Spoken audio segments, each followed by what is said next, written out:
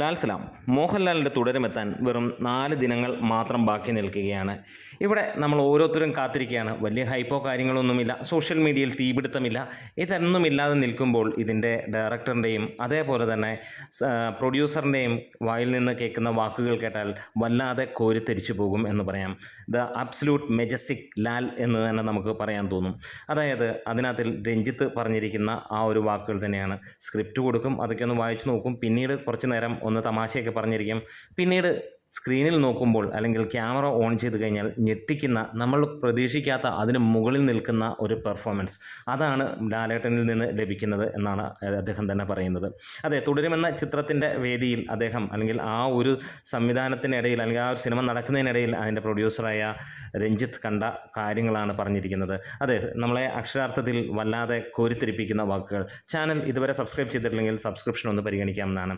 ഇത് തന്നെയാണ് അല്ലെങ്കിൽ ഇതിന് മുകളിൽ നിൽക്കുന്ന കാര്യങ്ങളാണ് ഇതിൻ്റെ ഡയറക്ടറായ തരുൺ മൂർത്തിയും പറയുന്നത്.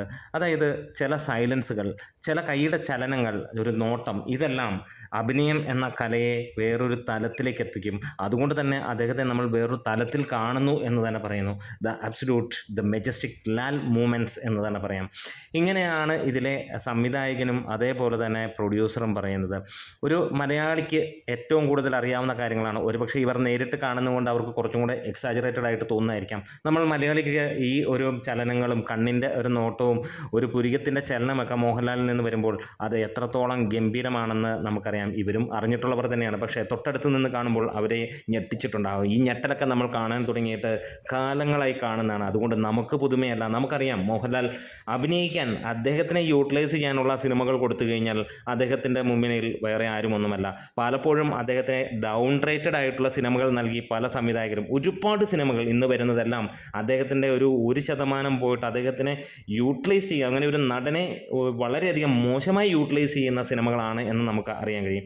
ഇതേപോലെ മോഹൻലാൽ എന്ന നടനെ യൂട്ടിലൈസ് ചെയ്യാൻ കഴിയുന്ന നല്ല നല്ല കാര്യങ്ങൾ, നല്ല നല്ല സിനിമകൾ, നല്ല നല്ല ക്യാരക്ടേഴ്സ് വരുവാണെങ്കിൽ അങ്ങേരുടെ മുന്നിൽ പിടിച്ചു നിൽക്കാനൊന്നും ഒരു അഭ്രപാളിയിലും ആരുമില്ല എന്ന് പറയേണ്ടി വരും. അത് തന്നെയാണ്. പക്ഷേ എന്തോ അദ്ദേഹത്തെ യൂട്ടിലൈസ് ചെയ്യാറില്ല. കഴിഞ്ഞ 10, 15, 20 വർഷം എടുത്ത് നോക്കിയാൽ നമുക്ക് വിരളിലെണ്ണാവുന്ന നല്ല സിനിമകൾ മാത്രമാണ്. ബാക്കിയെല്ലാം സിനിമകൾ വിജയമോ പരാജയങ്ങളൊക്കെ ആയിരിക്കാം. പക്ഷേ മോഹൻലാൽ എന്ന ആ ഒരു പ്രതിഭയെ, ആ ഇൻബോൺ ടാലൻ്റ് ഉള്ള വ്യക്തിയെ യൂട്ടിലൈസ് ചെയ്യാൻ മലയാള സിനിമയ്ക്ക് കഴിഞ്ഞിട്ടില്ല, ഇന്ത്യൻ സിനിമയ്ക്ക് കഴിഞ്ഞിട്ടില്ല. കഴിഞ്ഞപ്പോഴൊക്കെ അദ്ദേഹം നമ്മളെ ഞെട്ടിച്ചിട്ടുമുണ്ട്. എന്താണേലും ഇവിടെ നമ്മൾ വീണ്ടും കാത്തിരിക്കുന്നു. അങ്ങനെ മോഹൻലാൽ എന്ന നടനെ യൂട്ടിലൈസ് ചെയ്യുന്ന മറ്റൊരു സിനിമ കൂടി വരാൻ പോകുന്നു. അതായിരിക്കും തുടരും എന്നുള്ളത്.